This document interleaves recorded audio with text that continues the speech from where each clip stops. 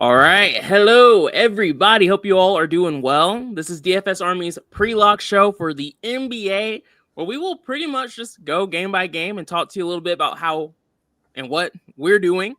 Nice 5-game slate on deck. And Brandon, correct me if I'm wrong. This is one of those slates where I think I like it more than I thought I would. And I can't really tell you why. How do you feel about it? Yeah, I definitely like it too. A lot of good spots, and we were just talking before we went live.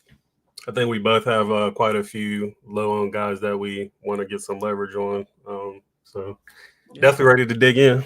Yeah, it's weird. There's some low-owned guys, and I'm still somehow eating a lot of the chalk. But, I'm never mad when that happens because it just means my lineups are just kind of nicely balanced, which is ideal for me. Last night, we'll talk about it, hit it straight in the face. It's weird. We hit on a lot of these guys. I was talking to Brandon about it because he wasn't playing yesterday. I think the late Hornets news is what kind of messed things up for me. We had exposure to KPJ, all of that, but I just kind of lost it when I forced more exposure. So it wasn't the best night for me, but there were other guys who were positive and had some good slates. We had a DFS Army member win a casino bet. He took down like, what was it, $1.5 million, $2 million just casually while he was at the gym. Yeah, things happen. Good things happen to DFS Army members. That's my takeaway. And if you want to be a member, click the link in the description. Use promo code BDUB, BDUBB, for a 10% discount. Ballaholic straight up. The Clipper situation is wild as hell. I worked late last night, so I just played one line. I didn't even make that connection when I was building my line, but afterwards, I was like, Harden in Miami. It's never a good combination. Yeah, and W. Will, he called it out. He's like, strip club, man, it's going to happen. Yeah. JP, he put this question in really early, so we'll touch on it before we jump into the games. He said, I got a quick question. Does the sim model update throughout the day, or is it set in stone for the day's contest? It does update throughout the day up until lock, and then it stops. It doesn't update as we get more news and things of that sort. And also, with like relatively late injury news, it won't always update for that too. So yeah, it's not as fast as the DS, but it does update. Yeah, so like our projections and optimizer will update with that information in mind. But the sim model, which I use to help find a lot of my low-owned plays, it was on KPJ yesterday and other guys who went off. That's kind of what he's talking about. Yeah, man, it's the go. It gives me on like at least 80% of the plays I end up playing. It's also just like a decision maker for me too if I'm between two guys. Good to see everyone, though. We have a slate to get to today. Harden definitely partied too much last night, but we have a nice game and slate on deck today. We have the Wizards going up against the 76ers first and foremost. This game also happens to be the highest game total on the slate at 235, but relatively widespread here, 13.5 points. Wizards aren't typically a team we feel super safe playing, but today they have injuries that keep them interesting. They are on the back end of a back-to-back. We saw these teams go last night. Alexander Sarr is out again, which means Vucevic and Bagley are once again in a really nice situation there where they both will see a decent amount of minutes tonight. We just got the news that Keyshawn George is playing tonight. So I think a lot of us were hoping he was going to be out to make some of these guys feel a little bit safer. But, it's unfortunate we don't have that. We do have guys like Chris Middleton out. He played last night, so that's a boost to some of their forwards, guys like Champagny. And then Corey Kispert is out as well. He's been out for roughly a week. Brandon, what are you doing with Washington tonight? So I'll start with the obvious, Marvin Bagley. Not going to think too much there. He's getting around 30 minutes a game. Still way too cheap for the situation. We love attacking this Philly team, so I'm at 99% right now. So I'm just going to eat that chalk and move on. Vooch, he is a bit more scarier than Bagley. He only got 20 minutes last game. He still had a very solid game for his price, thank God. But this chalk is a bit more scary.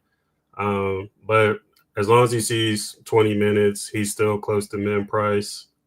I'm definitely okay not playing both of them in big GPP tournaments. But honestly, if you do play both of them, they just make lines look beautiful. You can fit so many of the 9K quote unquote studs that we have on tonight's slate. So definitely not opposed to running both of them in your lines.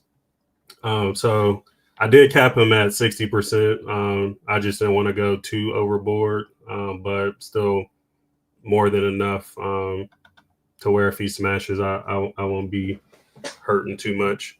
And then, like you said, with Middleton out and Kispert as well, I definitely like Champagny quite a bit and Cam Whitmore.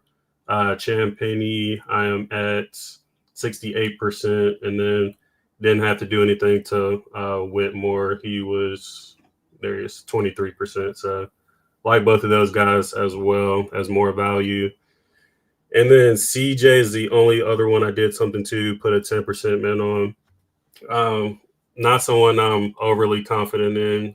One game he can get you 40 to 50 points. Next game he can get you 20 points. So his inconsistency kind of throws me off a bit, but I do like this matchup because, again, love attacking Philly. So I think he's viable for sure on the smaller slate. I thought about Koulibaly, but I would have preferred George to be out to go there. Yeah. His upside just hasn't really been there, even though he plays a ton. And then Carrington was only going to be in play for me too if George was out. He's probably the worst third on the team, so probably not going there either. Yeah, it's an interesting spot, and we literally just got the George news, so I'm just kind of reacting to that a bit. This Wizards team, they have a lot of guys who can be explosive and then absolutely dud the next night.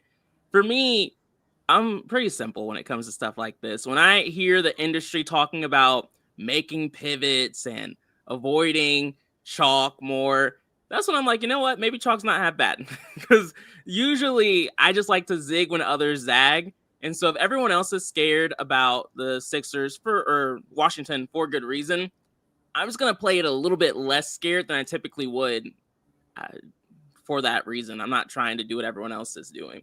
So Bagley, he's showing up in 99% of my lineups. I'm going to keep that. These centers, we know they can screw us over, but I'm not going to overthink it at this point. I could list out a ton of ways that it could happen, but there's no point because we've already touched on it. Champagny is the guy I feel the second best about here.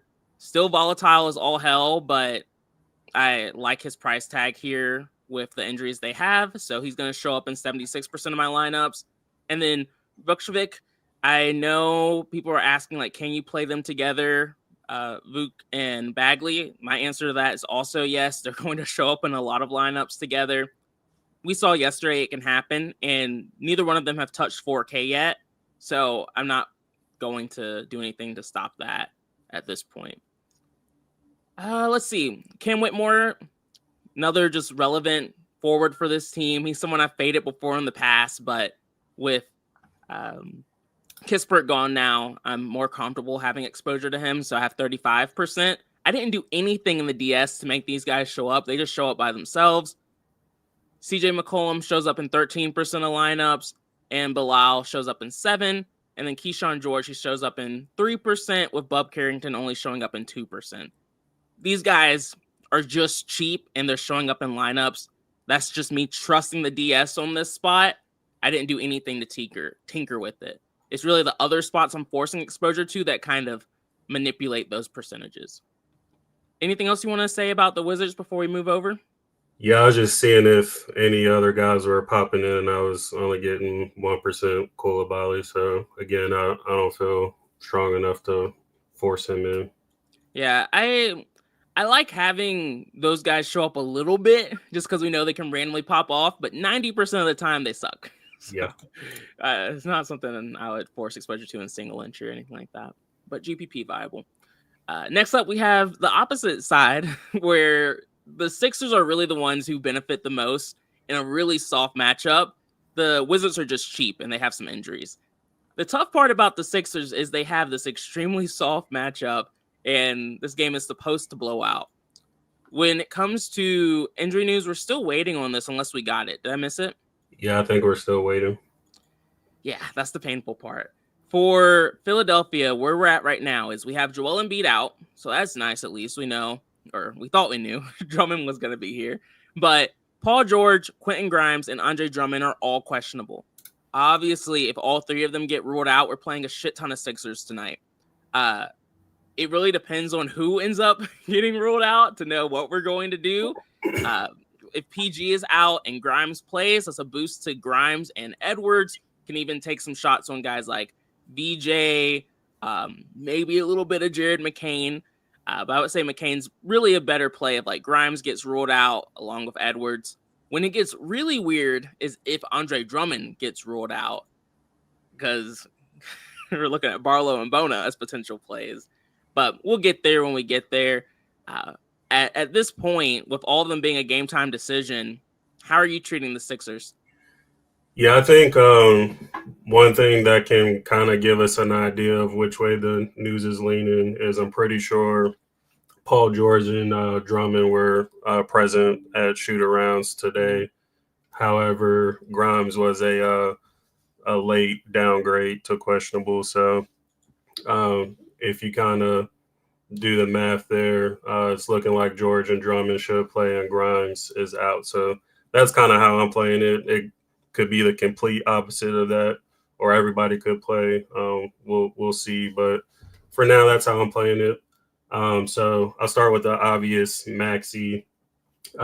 He probably has the highest upside on the slate tonight. Um, Wizards have probably the worst defense in the league right now. So I know the ownership is very scary for sure, but it is a 5-gamer.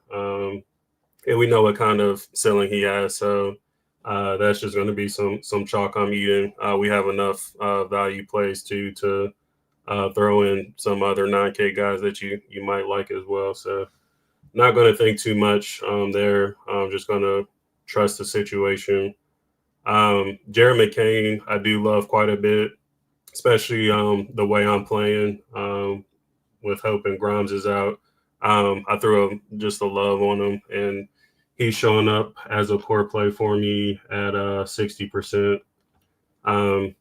He had a down game last time, but game before that, he kind of reminded everybody of his potential and scored almost 40 DraftKings points. So if Grimes is out, he's definitely going to get more run than 22 minutes. And as long as he shoots the ball, that's kind of when he's dangerous. That kind of hurt him last game. He only got 7 shots up. So definitely can't get there if you're not shooting the ball. So in this kind of spot, should be fast paced, a lot of offense. Taking my chances at 4,200, and you can play him at shooting guard too. So he is another piece that is making my lines look really good. Paul George, I'm okay with. I didn't force him in. 6,500. He's still playing under 30 minutes, and actually been putting up solid performances for his price. So not against playing him if he's in. Let me see if he dropped. Yeah, he's still around 9%, so he fell a little bit, but I'll still have some. If Grimes does play, I will throw a 10% min on him. He's shown some decent upside too, and again, this matchup is just too good not to have exposure on a five gamer.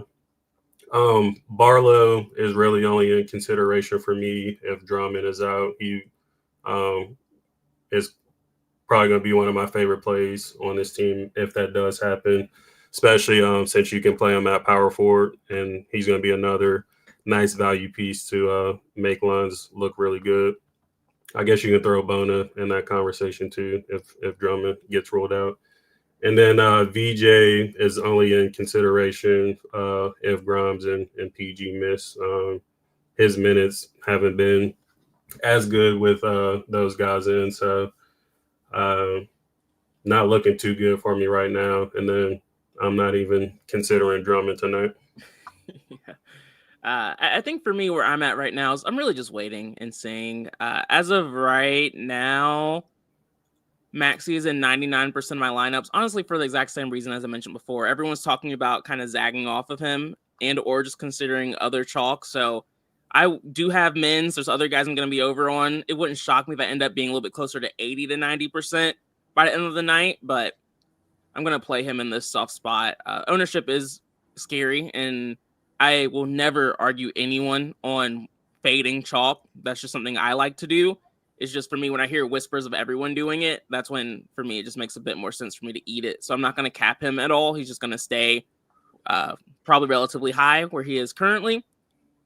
And then McCain, he's showing up in 25% of my lineups naturally. Didn't do anything there for that to happen. I'm not convinced Jared McCain's a good basketball player, I'll be honest.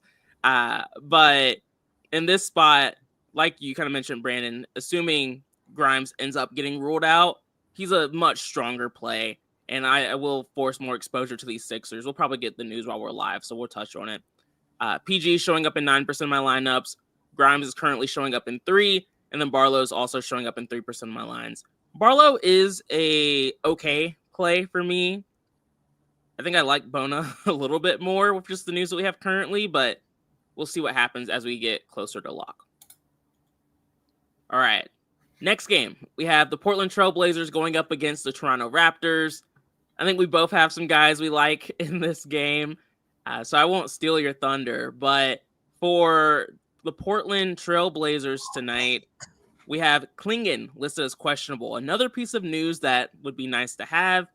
When he's out, we've seen Chris Murray start before for him.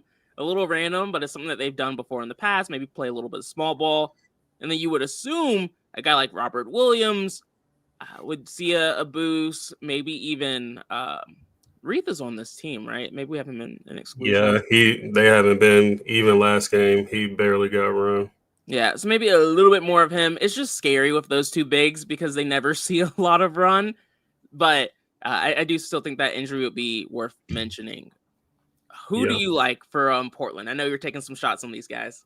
Yeah, actually, it was weird, but they started Grant at the 5 last game when Klingon missed, which I don't think anybody was expecting, but understandable with them trying to watch Time Lord's minutes still. Yeah, so they brought Grant to the 5 and they moved Murray into the starting lineup at shooting guard. Yep. But anyways, as you can see, I'm taking a few shots on this team. I just really like this matchup. Kamara, he can be a bit scary, but he's been fairly solid overall. He's been getting like between 30 to 40 fantasy points. At 5,500 with the minutes he's seeing, I wanted some exposure on a 5-gamer. So just put a 10% min there. Avdia, I love quite a bit as well. I'm considering going a bit higher, maybe a 20% min on him. Toronto's given up quite a bit defensively to forwards, and Avdia is just in great form right now. I know it can be scary chasing like ceiling games for sure, but again, I'm just going to trust the data, trust the matchup. And again, we have all the value in the world to fit him along with other guys like Maxey and some of the other studs we're going to talk about a bit later. But anyways, yeah, I like him quite a bit. 10% min on Jeremy Grant. He's another guy who can get you 40 to 50 fantasy points. He, of course, is pretty volatile. His floor is scary, but just with me loving this matchup and again 5-game slate, I'm taking my shots on guys like him with that potential. And then this probably won't be needed, but I threw a 5% min on Klingon when he does play. He's a great points per minute guy. He's averaging a double-double, racks up blocks, steals. He can do a little bit of everything, even a few assists here and there. So at 6,200, I like his potential upside in this spot as well. But again, might not be needed, especially with if that value at center goes off, then it'll be much harder for Klingon to get in the nuts. But I like to do some risky things on 5-gamers, so Mm-hmm. it's okay if you. I don't think it's needed, but taking a shot there, and that's pretty much it for me. You know me, I love taking shots on guys with Q tags. It was more Yeah, fun when there wasn't late swap, but I still like the strategy just because a guy who has a Q tag leading up to lock is almost always lower owned than they probably should be on the slate. So there's just always a little bit of an advantage there. For me, Denny Avdi is a leverage play. For me tonight, I want to be significantly over the field on him. Is honestly more of a not more of a sim model play, but the sim model helped me make the decision. Just in the sense of I like Tyrese Maxey tonight, but the sim liked Denny Avdia and Jaylen Brown even more. And like you mentioned, the matchup's nice. The game environment has a closer spread. There's just a lot of things I like here with Denny Avdia. And you touched on it too. Like you can play multiple studs tonight. So it's fine for me to put like a 25-30% min on him, and I still have 99% maxi. There, I am doing more runs and he's starting to show up in like 90-95% of lineups, but I love Avdia tonight. He's one of my favorite plays. And then let's see. Kamara's, I get the Grant play. If Klingen gets ruled out, I like Grant. I'll go to him. yeah, But if we don't have that news, I'm just not going to do it yet. But Kamara, I have a 15% min on, just kind of matching the field. He was showing up in 7% of my lineups before I did that, which I think is probably fine. Probably enough exposure to a guy like Kamara. But at his price tag, with the minutes he's been playing, I just like this spot for him. So he was someone I didn't want to forget about. And then that was pretty much the end of it for me. The Raptors, they have a pretty deep rotation. It's going to take some injuries to like Klingen for me to get a bit more excited about taking shots on these guys. The other side of this game looks better, but in a way worse if you're looking to like make one or two plays from this team. The Raptors tonight, they have OG out, but he's been out for a minute. The real question is who don't you like? And then do you have a favorite? I think that's the tough part here. When RJ Barrett's out, we have seen Ingram, quickly Barnes, primarily Ingram, but the other guys too have very strong performances. And so it's kind of like just picking your favorite poison because all of them can hurt you, but they might yeah. also give you some sort of power because they can go Yeah, off too. for that reason, I hate this team with a passion. Specifically Ingram and Barnes. Like they have, we know what ceiling they have and their potential upside, and they can break a slate any given night. Yep. But they also have quite a few duds relative to their price, so they are very frustrating to play. Do I have a favorite? No, but will I be playing them? Yes. So my pretty much my strategy most nights on this team. Of course, if we have more guys out, then it's a different story. But when most people are healthy, I just pretty much match the field because it's so hard to like feel good about anyone here. I will say if I had to pick one, it would be quickly. Yeah. He's been a little more consistent relative to his price. He's been, I think, averaging like 35 fantasy points. So at 7,100, of course, we want him in that 40-point range. But I mean, if you look at Ingram and Barnes game log compared to their price, again, they have way more duds compared to Quickly. So I do like Quickly quite a bit more than Barnes and Ingram. Of course, Barnes and Ingram has more upside, but just the consistency of Quickly I like more. And then I am taking a shot on Podol, 5,900. We've seen him put up 40-point games. So at 5,900, he can be another sneaky guy that no one's really on since the focus is on the Wizards bigs. And then Jacoby Walter is never a sexy play, but he is getting a lot of run. It's a decent matchup, 3,800. Low value guy that the field really isn't on. I'm going to take a shot on. So that's pretty much it for me. Yeah. I missed that last part. Who's like, was Walter your low owned guy in Podol? Yep. Okay. For me, Klingen is in. okay. I love getting this news that's not someone out. Comes like, okay, I don't have to adjust. I can stick with what I already like.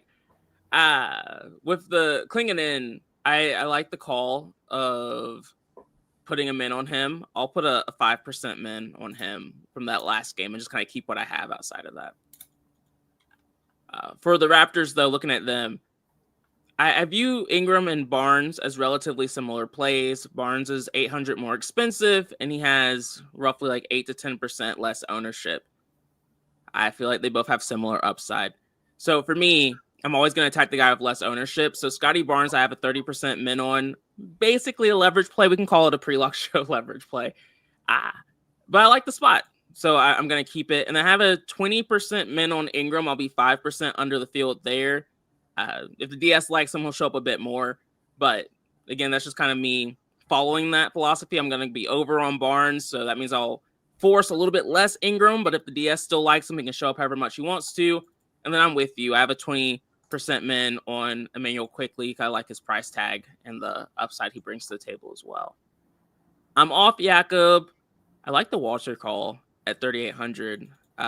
Just cheap. So I'll follow you on that one and just put a 10% min on him. He's scary, like not someone you can trust too much, but I think it makes a lot of sense.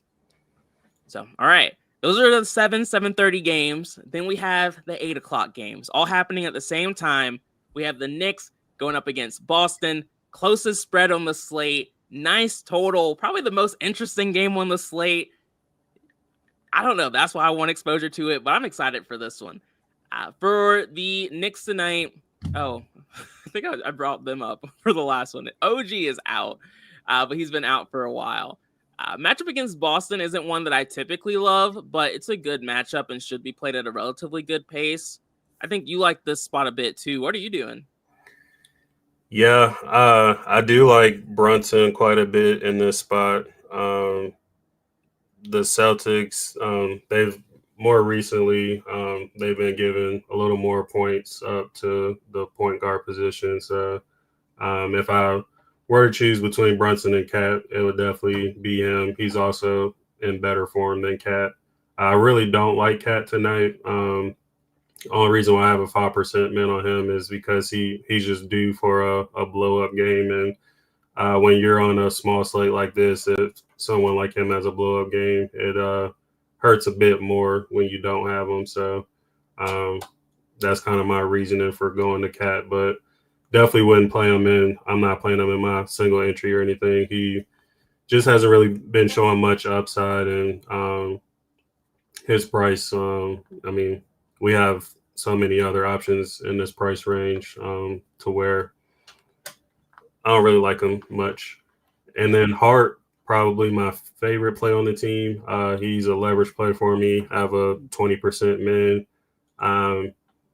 I wish I could find that tweet I posted in our Discord the other night, but this dude is literally doing everything. Like, he's scoring the ball, getting a bunch of boards, bunch of assists. I think like the last 4 or 5 games, he's had at least 7 assists and racks up steals and blocks too. So I think he's still too cheap for how he's performing. He's getting multiple 50-point games back to back. So I'm just going to keep going there until the train stops with him. And I think the way he's playing, 10% ownership is just not high enough. So going to take advantage of that. And that's pretty much it for me here. I did consider Bridges, but I didn't go there.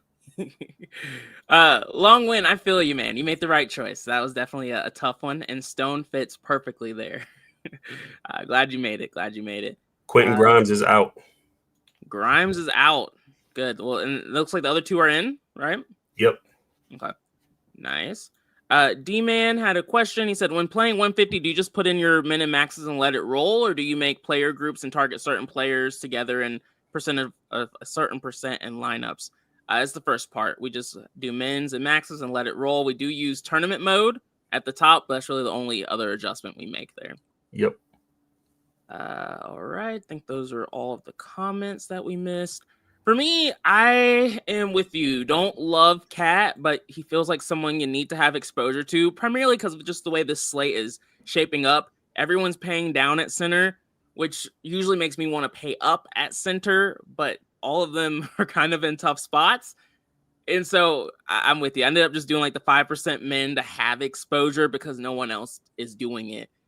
We have seen Cat have a good performance against this team. We saw it earlier in October, so it's been a bit. He put up 50 fantasy points. Very different Boston team, though, because it was so early in the season, but at least there's been a warrant, or we've seen it before. Brunson plays his best basketball in tough matchups. This is a tough matchup. I mentioned the pace moving up a little bit, but this is still going to be a very slow-paced defensive game. But I did put a 20% min on him because he plays his best ball in these kind of game environments. I like the Josh Hart leverage play. I couldn't go as strong as you because I'm just scared, but you're right. He does a little bit of everything. I have a 15% min on him. I'm not going to say anything else to jinx it. Mikal Bridges, I do like at 6,900. I have a 10% min on him. He's a leverage play for me tonight. He's been he's been awful. He's been god awful. There's not really a positive note to mention about Mikal Bridges, besides the fact that his minutes are a little bit safer with OG out. But this is a guy who we know has 40, 50-point upside. Literally just like 2-3 weeks ago, he was putting up 40 fantasy points against a lot of these teams. Against Boston last time out, he did struggle, so there's enough of a reason to fade him there if you care about like most recent matchups. But for me, if I know a guy has upside and he's too cheap for that upside and no one else is playing him, that equates me playing him. So I'm significantly over the field on him there. Did you think about McBride at all? I didn't really get there. If he was still in the 4K range, I would have taken a shot, but with him over 5K, I couldn't get there. Yeah. I guess I'll throw a 5% min on Bridges. Okay. I was like, McBride. I was like, we're in agreement. Not McBride, but Bridges. Okay. Next up, we have Boston going up against the Knicks. Kind of the exact same story here for Boston. They don't really have any new injury news worth mentioning. Tough matchup, but should be a good competitive game environment where all these guys play slightly more minutes than they typically do. I think it looks like Kita is showing up probably for you naturally, but it looks like you're not making any other changes. What are your thoughts? Yeah, I didn't really do too much to this team. We've mentioned it many times in the past. We typically don't like to pick on the Knicks too much. I am getting quite a bit of Jalen. Let me see where he's at. Yeah, 38%. So he's been bouncing around 30 to 40%. And even though it is a tougher matchup, just with the way he's performing currently, I'm okay with that, especially with all the value we have. And I'm totally jinxing it on Jaylen Brown, but Cleveland was a tough matchup. He had 54 fantasy points. Minnesota was a tough matchup. He had 71 fantasy points. Exactly. Detroit, Orlando, the last 4 games have been tough matchups for him, and he's destroyed. Yeah. He's finally playing how we thought he would with Tatum out, because at the beginning of the season, he was looking it was looking ugly. Suspect. So definitely glad he used to be in the only star. Yeah. And then Kata, let me see where he is now. 8%. It was a bit higher, but I don't love him enough to force him in. He's been pretty solid overall. Yeah. I didn't watch that a couple games ago where he only played, I think, like 6 or 7 minutes or something like that. I don't know if he got hurt or what, but outside of that one, Doug, he's been very solid. So I'm, again, don't really love this matchup, but 5,100, he's okay. Don't think I can do Derek White or Pritchard tonight at that price. Yeah, fair. What's your exposure to Jaylen Brown? How much of him were you getting?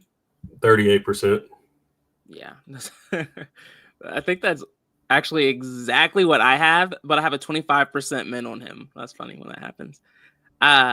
And yeah, Ballaholic, players will regress at some point. He's been on a tear, but it will come back down to the median. The tough part is you just never know when that's going to happen. As soon as you think you know when the fall is going to happen, they have a big game. As soon as you're like, this is when the negative progression is going to come, it doesn't. So you're right. It will come down, but trying to predict when the regression happens is more hit or miss. Like I said, I have that 25% min on Brown. I like him. Sim model also likes him. It likes both Denny and Brown slightly more than Maxey. Obviously, I have like 99% exposure to Maxey, but because of that, Brown and Avdia were just going to be focal points for me. And so even in this difficult matchup, 20% ownership, me having a 25% min, I'll be slightly over the field there. Derek White at 7,400 kind of reminds me of Hart, where I feel like he is a little expensive for what he does, but he projects well. Sim model liked him a decent amount. And so even though my brain says difficult matchup I want to avoid, on a 5-game slate, I'm willing to take these shots where these guys are relatively low owned. So I have a 20% min on Derek White. I like him more than the field does, I think. And then Keita, I have a 15% min on, just as a way to get a little bit different at center today, because there's so much chalk there.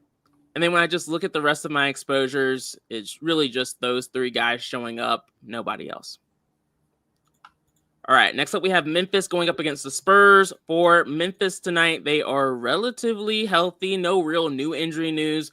Jock Landale's questionable. That would be a slight boost to like Aldama, Edie, and JJJ, but it doesn't really move the needle too much. Who do you like here, if anyone? Yeah, I thought long and hard on this team because I really do like playing guys against the Spurs, and really only landed on one guy, and that's Zach Edey. His price is going up quite a bit to where it has been, but it's well deserved. And kind of like you mentioned, with everybody paying down at center, he's another guy I want in my lines tonight on a smaller slate. Especially if Jock gets rolled out later, that will probably maybe get him over that 30-minute hump because he's been playing right around 29 to 30 minutes. But even so, he's still been smashing. Last game, he put up 62 fantasy points, and multiple games before that, he's been smashing. So he's another leverage play for me.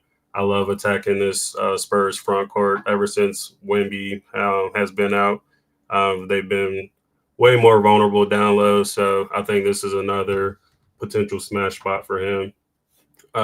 Everyone else, I couldn't really find a good reason to play him. This is another team that runs a pretty deep rotation. Everybody is priced appropriately. So yeah, not very appealing outside of Edey.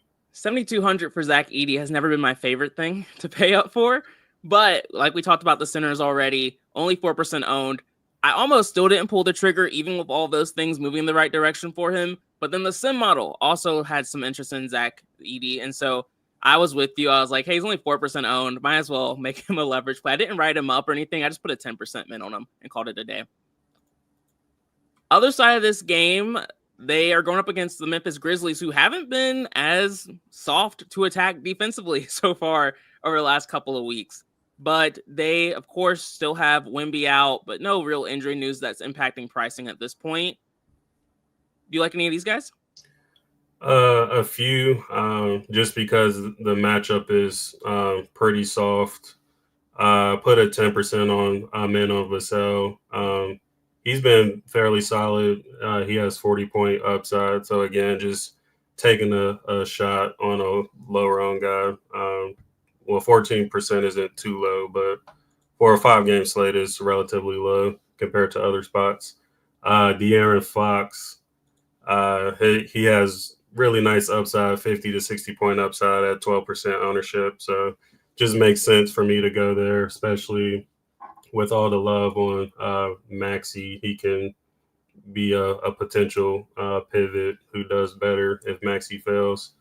And then the only other one I forced in was Champagny. He was more so of a sim model play for me. Outside of it was last game or the game before where he put up a dud.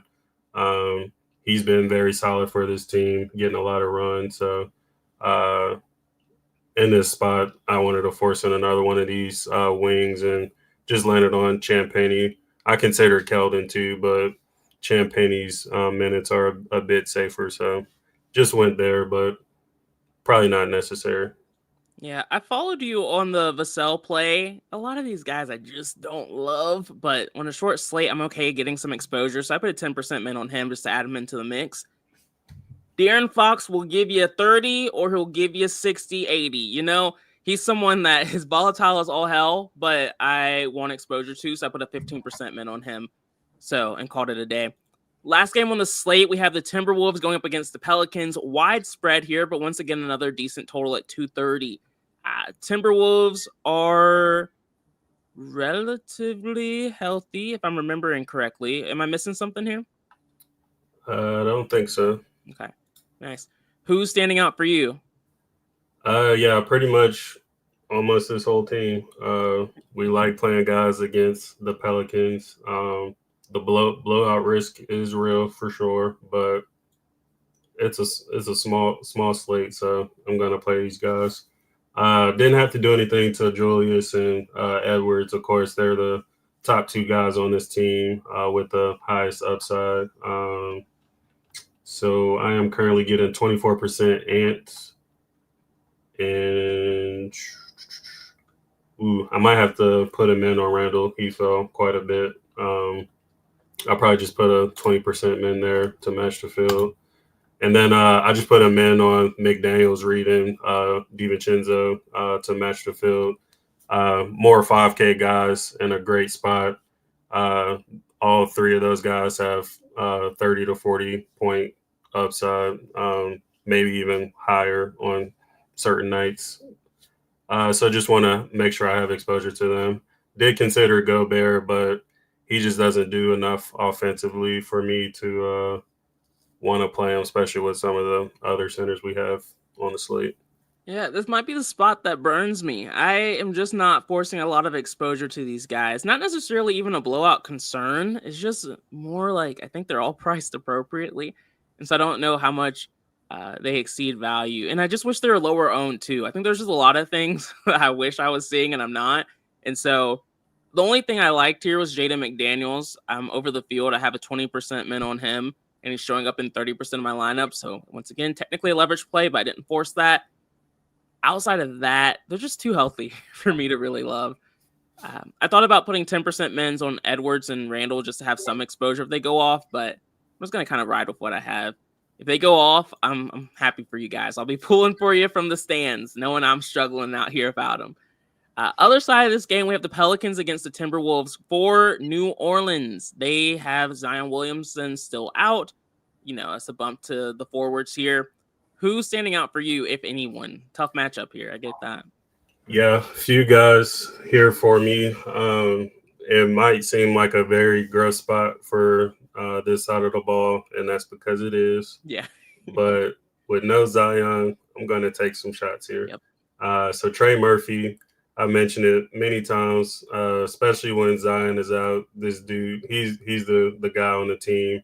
The amount of shots he gets up is crazy, and we've seen time after time when they're falling, he has slate breaking upside. So put a 15% min there. Sadiq Bey, this dude is just balling right now. Like he's averaging over 40 fantasy points a game, like the last 5 or 6 games. He's another guy where his team is probably going to eventually run out soon, but until then, I'm going to keep playing him even in this spot. So 10% min there. And then the only other shot I took was Alvarado. He's playing a crazy amount of minutes. He's one of those cheaper guys where you're like, damn, I wish I played him, especially on a smaller slate. He is volatile for sure, so there is a lot of risk, but we've seen it many times where his shot has fallen or he'll rack up a bunch of steals and other secondary stats. So just another lower owned value play I want in the mix. And couldn't get to Fears in this spot. And then Derek Queen is my guy. I think we all love him. But for whatever reason, this team is stupid and is going back to playing Missy more over him. So if you wanted to take a shot on the big, it would definitely be Missy at 4,100. But couldn't get Don't there. love him. Yeah, he's not queen. He's not queen. They'll get it one day. I'm with you on a lot of this. I have a 15% min on Murphy. Sadiq Bey is going to be a leverage play for me tonight. I have a 20% min on him because he's been so good. Ballaholic was right. Like, negative regression will come. I'm not going to be able to predict when that will come. So I'm just going to keep playing a guy in good form. But honestly, if you feel like this is a bad spot because these are tough matchups and this is when that player is going to regress, don't play them. Like, seriously, I've had way more success trusting my gut than listening to other people. So yep. I'm here for that. I have a 10% min on Jose Alvarado. So I'll be double the field there just because he's really cheap and he can get hot even in difficult matchups. So that's pretty much it. With the Philly news, does it get us off Maxey? I have 95% now instead of 99%. So I say if anything, that increases it. So I not really. But and I definitely am getting more McCain now too, probably. Yeah, McCain's projection went all the way up. So we're definitely getting more of him. I'll do one more run after updating just to kind of make sure we're not seeing anything crazy, but we're going to wrap up here soon because I know we have lineups to make and get in. Yep. But yeah, y'all, that's the slate in a nutshell. Kevin said, is Drummond going to smash? I'm still not getting there, but I'll double check. Yeah. Won't have any Drummond probably. Yeah, Jarrett McCain showing up in 49% of my lineups, and a little bit more Edwards is what I'm seeing from the Sixers, and like PG showing up now a bit more around like 26%. So those are the names, those are the guys. I'm not going to do anything else there. Anything else you want to mention, Brandon, before we head out? Nope, I'm good. Okay, we'll have a show tomorrow. Brennan and I will be back. No shows on Thursday or Friday. Having a work event that I have to go to. I tried to get out, but they'll keep you down. We get something. Missy is out. Load up on Queen. Queen is now a core play for me. That lock button was hit so fast. Awesome way to end the show. Peace out, y'all. We'll see you tomorrow. Bye, guys.